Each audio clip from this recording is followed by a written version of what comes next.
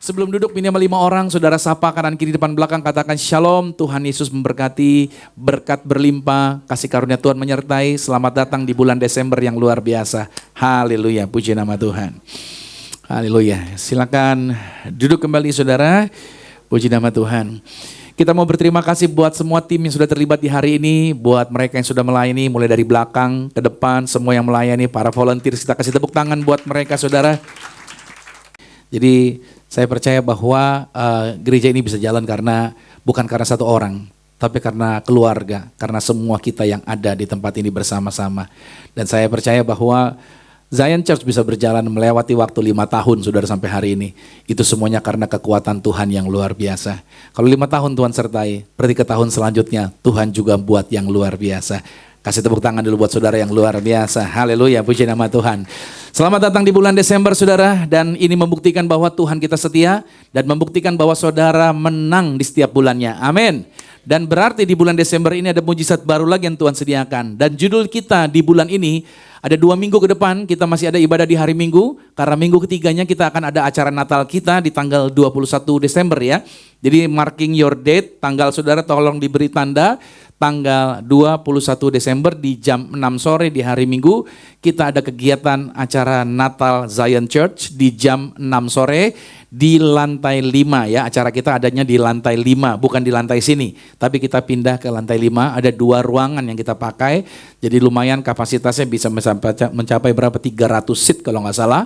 Jadi lebih luas dari tempat ini saudara. Nah di minggu ini saudara, judul yang saya bawakan berbicara mengenai Tuhan yang mencari kita. Saya yakin dan percaya bahwa kita semua terlalu sibuk dengan kegiatan kita. Kita semua terlalu sibuk dengan aktivitas kita. Kita nggak ada yang mencari Tuhan sebenarnya. Tapi Tuhanlah yang datang mencari Anda dan saya. Tuhanlah yang telah mencari kita. Kita masing-masing punya kegiatan, mungkin kita punya latar belakang kepercayaan, kita juga punya keyakinan yang berbeda-beda. Kita nggak pernah berusaha mencari Tuhan. Dan jujur saya mau katakan bahwa Tuhan yang telah menemukan Anda dan saya. Nah kita ini ada di dalam dunia yang sebenarnya tingkat egoisnya tuh tinggi. Sebenarnya kita nggak aman, karena apa? Karena di dunia ini orang lebih cenderung kepada kepentingan dirinya masing-masing. Kita bisa melihat pada waktu Adam dan Hawa jatuh dalam dosa, lihat baik-baik. Adam tidak berkata bahwa ini salah saya, tidak. Tapi Adam egois melemparkan kesalahan yang terjadi kepada Hawa. Hawa juga tidak lagi berkata bahwa ya ini salah saya. Tapi dia melemparkan kesalahan kepada ular. Anda bisa melihat, dosa membuat orang jadi egois. Egois itu membuat orang berseteru, bermusuhan. Bermusuhan itu membuat orang tidak damai sejahtera. Berarti di dunia ini selalu tidak damai sejahtera. Betul gak sih? Di kantor kita damai sejahtera? Belum tentu. Betul ya? Di bisnis kita damai sejahtera? Belum tentu. Dengan bos Anda damai sejahtera? Tergantung situasinya. Jadi selalu kita akan berhadapan dengan segala keadaan yang namanya tidak damai sejahtera.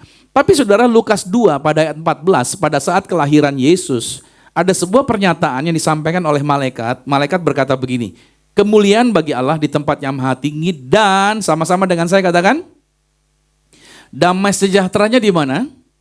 Di bumi, bukan di surga. Kenapa saya katakan ini? Karena sering kali banyak orang Kristen, gak apa-apa saya susah di bumi, toh nanti saya di surga juga saya sukacita kok, saya damai sejahtera. Padahal damai sejahtera itu bukan nanti dirasakan, tapi justru sekarang ini. Kita di bumi kita damai sejahtera, terlepas situasi yang sedang Anda hadapi hari ini. Terlepas tekanan apapun yang sedang Anda hadapi, ingat baik, teksnya berkata ada damai sejahtera di bumi di antara apa? Manusia yang, ini dia, berkenan kepadanya. Saudara tahu bahwa manusia kesulitan ketemu dengan Tuhan, selalu ketakutan. Tetapi Tuhan dikatakan dari teks ini telah berdamai dengan manusia. Jadi Tuhan itu tidak emosi. Tuhan itu tidak melihat lagi dosa dan kesalahan kita. Sejak datangnya Yesus, Anda dan saya punya akses untuk bisa mengalami damai sejahtera. Jadi mohon dicatat baik, semua yang berkenan kepada Yesus, Anda yang hidupnya bergantung pada Yesus, dimanapun posisi Anda, apapun jabatan Anda selalu damai sejahtera. Damai sejahtera bukan ukuran berapa besar rumah Anda, damai sejahtera bukan berapa ukuran mobil Anda, seberapa bagus. Damai sejahtera bukan ukuran seberapa banyak harta karun Anda, atau harta gono gini Anda, dan lain sebagainya. Damai sejahtera itu karena apa yang firman Tuhan telah jaminkan. Itu sebabnya hari ini dengar baik. Ini jaminan, kita ini adalah manusia yang sebenarnya sangat-sangat jauh dari Tuhan. Tapi Natal yang kita masuki di bulan Desember, semua gereja merayakan, memberi petunjuk bahwa bukan kita yang mendatangi Tuhan, tapi Tuhan yang mendatangi kita. Saudara datang ke sini bukan karena kita undang Tuhan, bukan, tapi karena Tuhan yang mengundang saudara ke tempat ini. Tuhanlah yang mencari saudara, amin. Tuhan tidak membiarkan Anda terlunta-lunta, Tuhan tidak membiarkan Anda terlepas. Tuhan yang mencari dan merangkul Anda. Nah, pelajaran kita yang pertama hari ini dari Tuhan yang mencari kita adalah ternyata kita manusia tidak pernah mampu mendekati Tuhan dengan usaha kita sendiri. Dari kecil kita sudah dijejali dengan agama. Agama mengatakan kamu harus baik, kamu harus berusaha mendekati Tuhan, kamu harus rajin dalam doamu, kamu harus rajin dalam ibadahmu, kamu harus rajin dalam berbuat baik kepada orang lain. Agar apa? Agar kamu bisa mendekati Tuhan. Pada kenyataannya saudara, nggak ada orang manapun yang punya kemampuan untuk bisa mendekati Tuhan. Nggak ada orang yang cukup rohani untuk bisa memiliki kedekatan dengan Tuhan. Karena Roma 3 ayat 23 berkata, semua orang telah berbuat dosa dan telah kehilangan kemuliaan Allah. Jadi siapa yang bisa mendekati Tuhan? Nggak ada. Even Musa sekalipun, dia pengen melihat wajahnya Tuhan. Tuhan berkata, aku akan menaruh engkau di sebuah lembah, aku akan menutupi dengan tanganku, dan aku akan melewatkan kegemilanganku, dan kamu akan hanya kuizinkan melihat bagian belakangku saja. Musa saja tidak bisa melihat Tuhan secara langsung. Nggak ada orang yang bisa mendekati Tuhan sebenarnya. Hanya orang tertentu saja. Roma 3 pada ayat yang ke-11, tidak ada seorang pun yang mencari Tuhan. Jadi gak ada orang yang bisa mendekati Tuhan. Jadi sampai hari ini saya mau katakan bahwa saudara dengar baik. Gak ada orang yang tampak berkata begini, saya orang yang rohani, makanya saya bisa memiliki pergaulan dengan Tuhan. Gak ada. Semua itu tidak bisa dilakukan oleh manusia. Saya beri gambaran misalkan ada seorang atlet lompat jauh saudara. Dia udah berlatihan sedemikian rupa. Lalu dia berhadapan dengan jurang Grand Canyon. Dia ingin melompat ke seberang.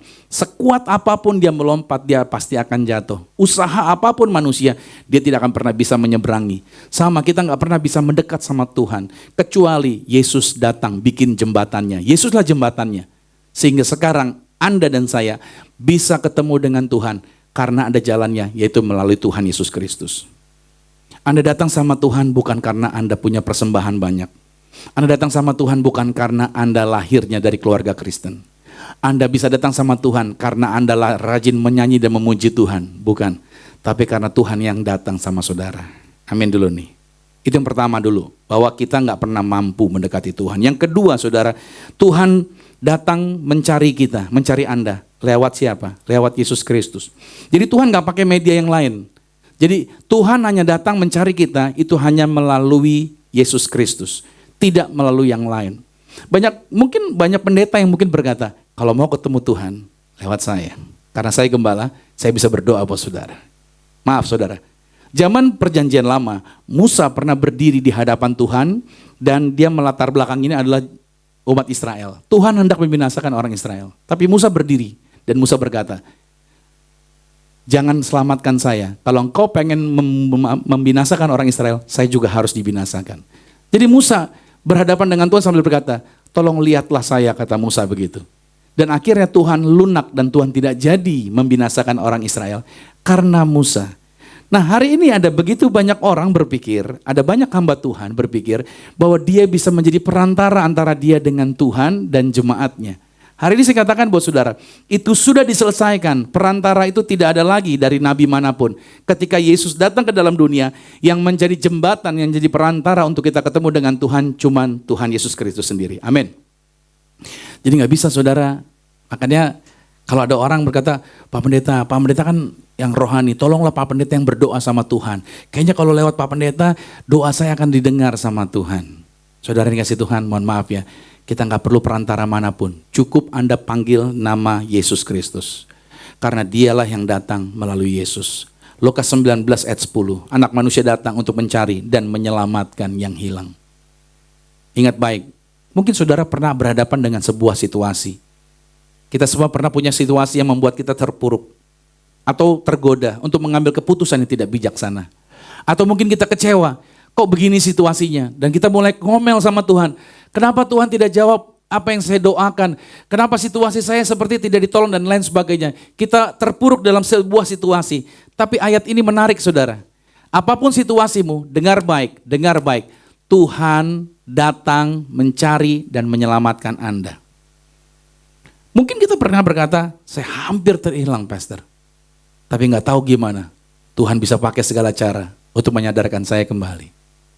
Berarti menyelamatkan kita dari keterpurukan itu bukan cuma satu kali. Kita berkali-kali terpuruk. Kita berkali-kali putus asa. Kita berkali-kali mengambil langkah yang tidak tepat. Tapi berkali-kali ayat ini berkata, Dia mencarimu dan Dia menyelamatkanmu. Amin. Makanya Tuhan selalu datang kepada saudara. Yohanes 1 ayat 14, firman itu telah menjadi manusia dan Dia diam di antara kita. Makanya Anda dan saya, kita jemaat Tuhan digambarkan seperti ini, domba nih. Domba itu saudara kita digambarkan. Kita punya Tuhan sebagai gembala. Lihat gambarnya tampilkan. Lihat ini, gembala dengan domba. Domba itu binatang, tahu nggak saudara? Maaf ya, once blonce. Apa arti itu ya? Oh, once kali, blonce kali. Kenapa? Dia nggak tahu di mana rumput tempat makan dia, carinya di mana. Domba juga nggak tahu di mana air tempat minum dia. Bahkan dia nggak bisa melindungi diri dia dari serangan serigala ataupun beruang. Makanya domba perlu gembala yang menjaga dia. Anda dan saya ini seringkali gampang tersesat. Cuman dengerin media sosial tersesat. Cuman ngumpul sama teman-teman tersesat. Betul nggak? Kita nih gampang tersesat, percaya deh. Nanti kecewa sedikit, nggak mau gereja, tersesat lagi ya kan?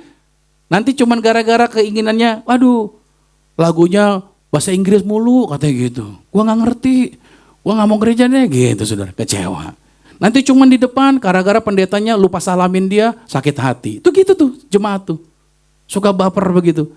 Itu yang terjadi, makanya Tuhan selalu datang untuk apa? Seperti gembala ini, untuk apa? Menyadarkan kembali domba-dombanya, ayo. Karena domba itu gampang tersesat. Sama-sama bilang, domba gampang tersesat. Nah sekarang lihat kanan kiri bilang, kamu tuh domba gitu. Jadi bilang lagi, jadi kamu gampang tersesat gitu. Iya kan? Kita gampang tersesat saudara, betul, percayalah. Godaan untuk tersesat selalu ada di sekitar kita. Seringkali kita berhadapan dengan situasi, kita langsung emosi dan berkata, udahlah, hancur-hancurlah. Gagal-gagallah. Bubar-bubarlah, gitu kan. Seringkali kita mulai ngucapin kata-kata begitu. Tapi Tuhan terus melihat Anda dan Dia mencari Anda untuk menyelamatkan Anda. Itulah gembala saudara, Dia menyelamatkan, Dia melindungi. Jadi hari ini dengar, kalau saudara lihat ada domba yang digendong di leher. Saudara lihat gak gambar lukisan domba yang digendong di atas pundak gembalanya? Lihat gak? Wah itu domba yang sangat disayang ya. Betul gak? Bukan saudara, itu domba yang paling nakal. Karena dia yang keluar dari gerombolan yang tersesat, itu yang dicari. Makanya itu yang dikejar, yang taruh di sini, itu yang paling nakal. Nah, seringkali kita mungkin menjadi domba yang paling nakal, yang seringkali kabur, yang seringkali berpikir dengan maunya kita sendiri dan lain sebagainya. Tapi hari ini dengar baik, Tuhan datang mencari Anda melalui Yesus Kristus. Yang ketiga saudara, Yesus menghentikan murka Allah dan mendatangkan damai sejahtera. Hukuman tetap harus dijalankan saudara. Alkitab gak pernah berubah. Saudara ingat baik, kesempatan untuk orang bertobat itu bukan nanti, tapi sekarang. Amin dulu nih. Gak ada perpindahan saudara. Dari udah dimasuk neraka, setelah dicuci di situ, terus dipindahin masuk sini gitu. Gak ada saudara. Kesempatan bertobat itu sekarang. Makanya saya katakan sama saudara, saya kalau ngelihat orang-orang atau manusia yang korupsi, yang melakukan kejahatan gitu ya, mereka kok gak sadar ya bahwa mereka punya umur suatu hari akan meninggal juga, betul gak sih? Ingat baik di para pejabat yang dipercayakan kedudukan, ingat baik. Kalau Anda dipercayakan kedudukan dan tidak menggunakan jabatan Anda untuk kepentingan orang banyak dan tidak melakukan kebenaran di dalamnya, hanya mencari keuntungan untuk pribadi, hukum negara mungkin bisa meloloskan Anda dari hukuman, tapi tidak hukuman Tuhan. Karena suatu hari Alkitab berkata, semua orang harus menghadap tahta pengadilan Kristus dan mempertanggungjawabkan apa yang dia buat selama hidup di bumi. Saya ketika baca ayat itu saya mengerikan sekali saudara, kenapa? Karena suatu hari saya harus mempertanggungjawabkan apa yang saya buat selama saya hidup di bumi ini. Jadi gak ada yang lolos di hadapan Tuhan. Itu sebabnya ini menjadi penting banget nih. Upah dosa itu adalah maut. Makanya Yesus menghentikan murka Allah. Bukan berarti kita tidak menerima murkanya. Murkanya tetap dijalankan, saudara. Roma 6 ayat 23 mengatakan ini. Tetapi Yesus datang untuk apa? Mengganti hukuman itu ditimpakan kepada Yesus. Yang harusnya kita menerima. 2 Korintus 5 ayat 19. Sebab Allah mendamaikan dunia dengan dirinya oleh Kristus. Jadi setiap kali saudara berdoa memanggil nama Yesus, ingat baik, semua harga dosa kita sudah lunas dibayar di atas kayu salib. Berarti Anda dan saya bukan lagi orang berdosa. Amin. Dan ini yang membuat Anda dan saya bisa damai sejahtera. Efesus 2:14 berkata, Tuhan adalah damai sejahtera. Jadi saudara, setiap kali Anda berseru memanggil nama Yesus, berarti damai sejahtera Tuhan sudah ada di dalam diri saudara.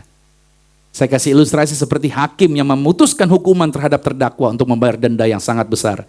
Si terdakwa nggak bisa bayar dan si hakim tetap memutuskan hukumannya. Tapi si hakim turun dari tempatnya dan berkata, hukuman tetap harus dijalankan dan dendanya saya yang bayar. Itu yang dilakukan Yesus buat hidup Anda dan saya.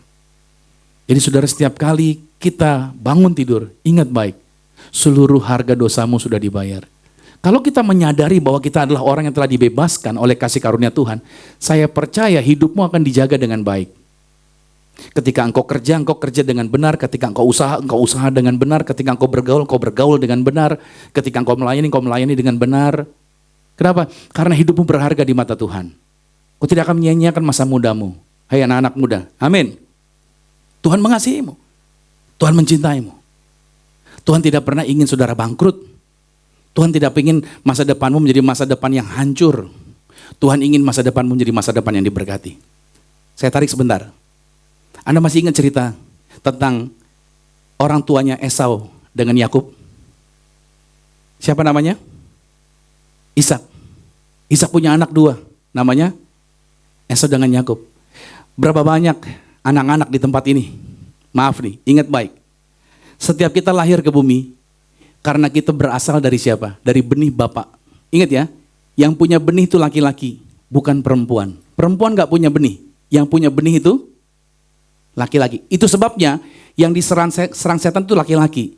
Karena sumbernya berkat itu ada pada laki-laki. Ingat baik. Oke, saya mundur lagi ke kejadian.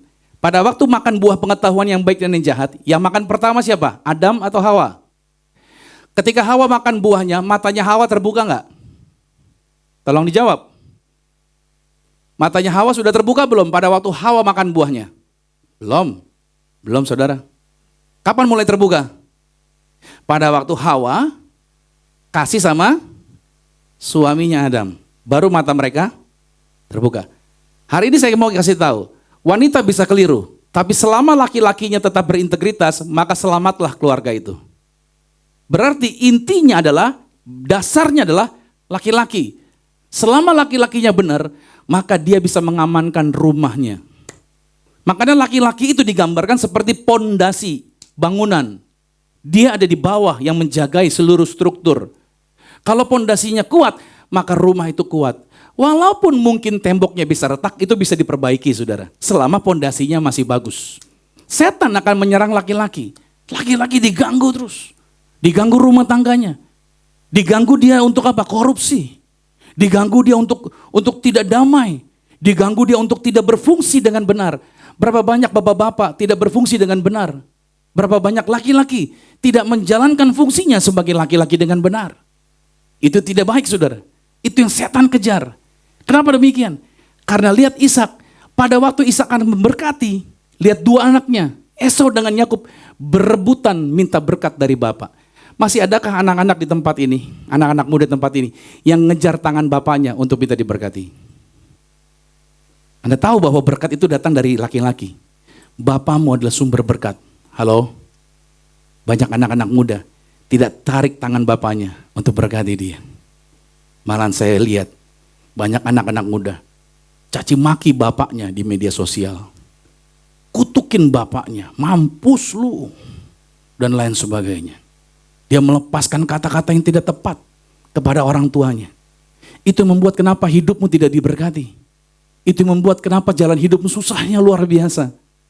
Hari ini saya ingatkan sama saudara, Tuhan tidak ingin membuat masa depan Anda menjadi masa depan yang rusak.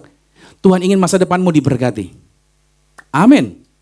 Makanya ketika Esau teriak sama bapaknya, masih ada gak berkatnya buat saya?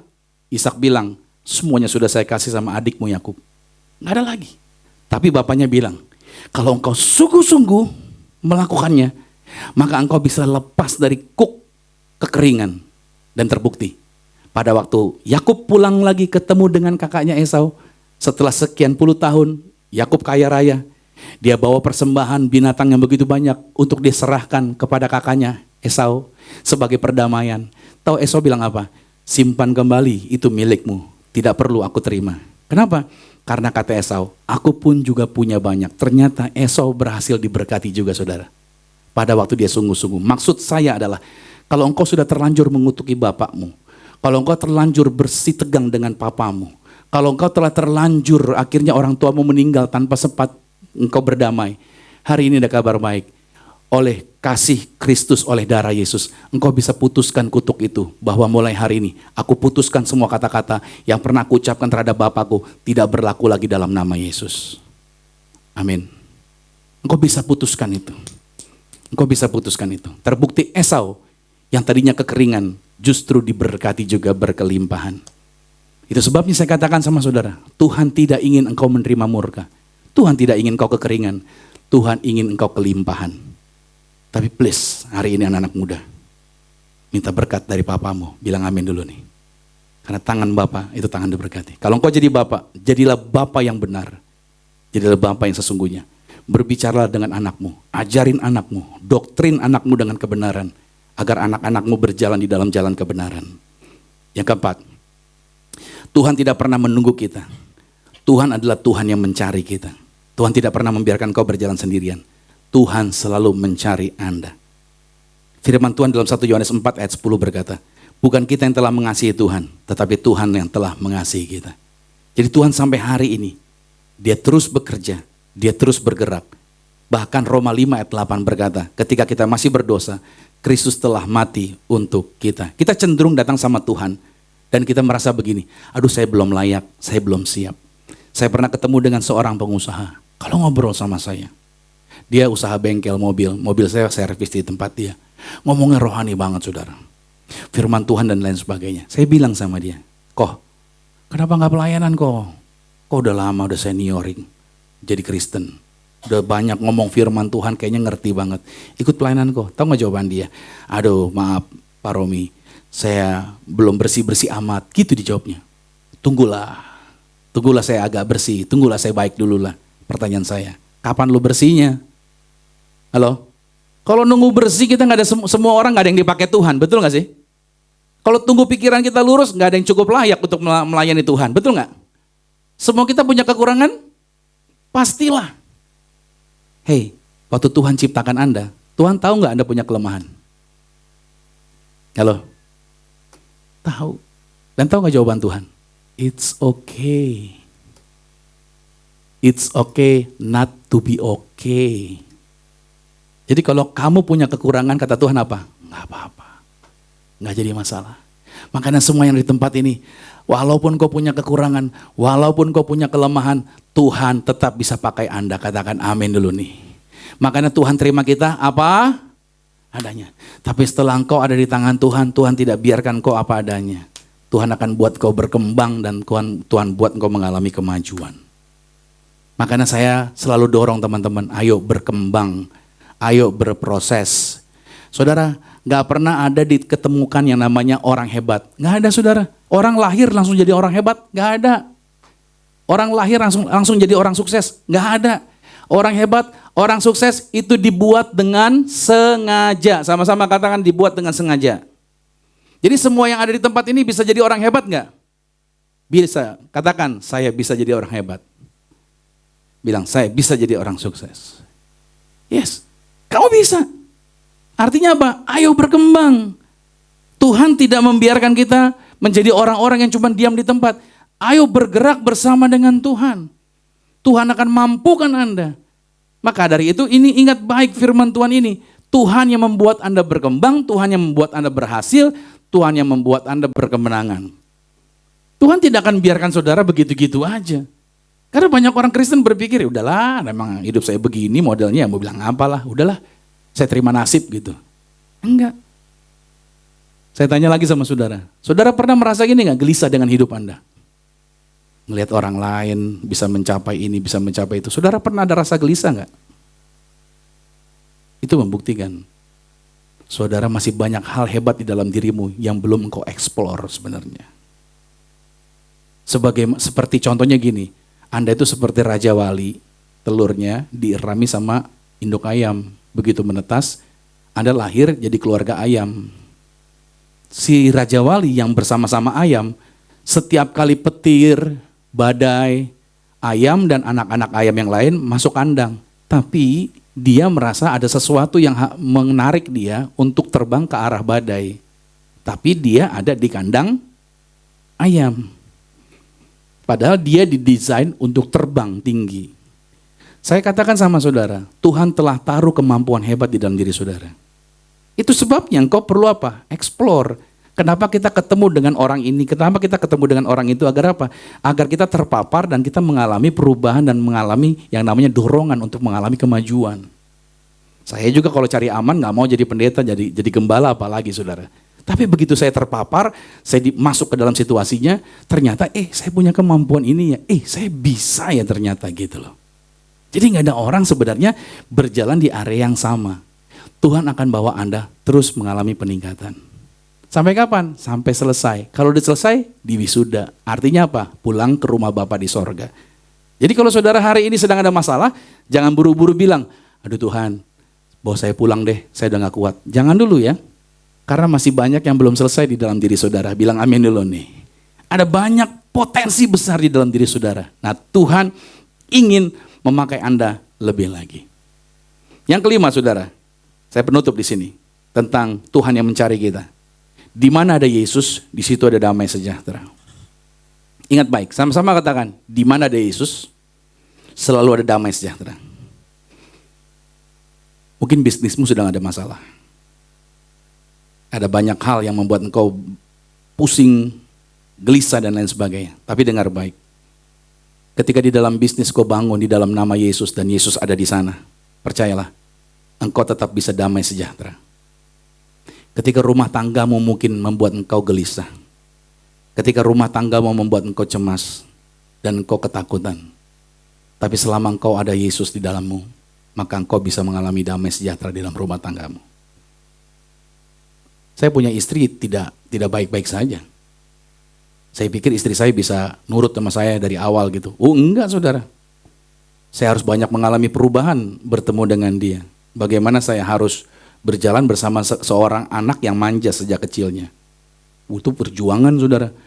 Saya harus berjalan, saya harus ngertiin dia, saya harus dengerin dia dan lain sebagainya. BTW saya orang Ambon yang keras saudara. Tapi saya harus belajar untuk menurunkan tensi bicara saya. Saya harus lebih tenang dalam berbicara dengan dia. Dia gak suka ketika saya volumenya agak sedikit naik. Dan itu saya berjuang untuk penyesuaian dan lain sebagainya. Tapi saya percaya bahwa ketika Yesus ada di dalam diri saya bisa bangun damai sejahtera. Terkoneksi dengan dia. Saya belajar mengerti dia. Ketika saya sebagai laki-laki yang memulainya, maka dia bisa mengikuti apa yang saya lakukan. Seringkali kita ributkan, pengen pasangan kita berubah. Tapi saya mau katakan Tuhan tidak tertarik merubah pasangan kita. Tuhan hanya tertarik merubah kita terlebih dahulu.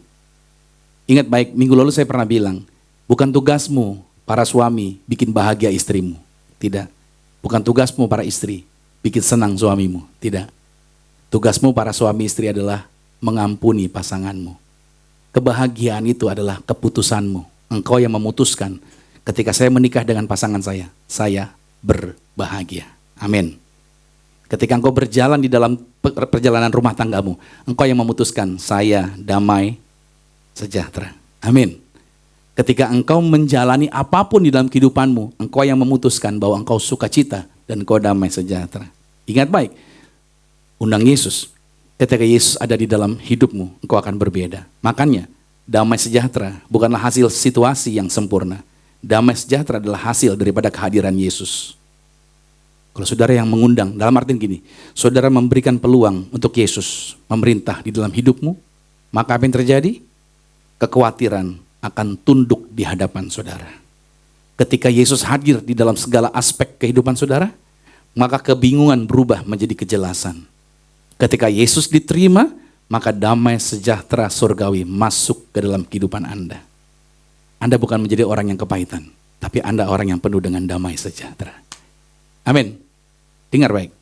Orang kepahitan, kalau belum diberesin, maka dia akan melukai orang-orang yang ada di sekitar dia. Makanya orang yang terluka pasti akan melukai orang lain. Orang yang kepahitan, apapun yang dia omongin meskipun ketawa, ketawanya kepahitan, saudara. Contohnya. Saudara punya sendok bekas dipakai untuk jamu pahit, namanya apa sih? Brotowali, ya kan? Anda bikin teh manis gitu ya, udah dikasih gula, tapi pakai sendok yang udah bekas dari brotowali itu, saudara. Manisnya sih manis ya, tapi tetap ada apanya? Pahitnya. Itu maksud saya. Kalau orang tidak dibereskan hidupnya, kepahitannya, maka apapun dilakukan, dia akan penuh dengan rasanya rasa pahit. Tapi kalau saudara di dalam dirimu ada Yesus, sesederhana apapun yang saudara kerjakan, di situ ada damai sejahtera. Amin. Saudara dapat proyek berapa bulan ini hasilnya? Ada damai sejahtera selama ada Yesus, katakan amin. Saudara ketemu dengan orang yang gak besar, orang yang biasa, tapi selama ada Yesus, di situ ada berkat yang luar biasa, damai sejahtera, katakan amin. Saudara dapat berapa warisan saudara?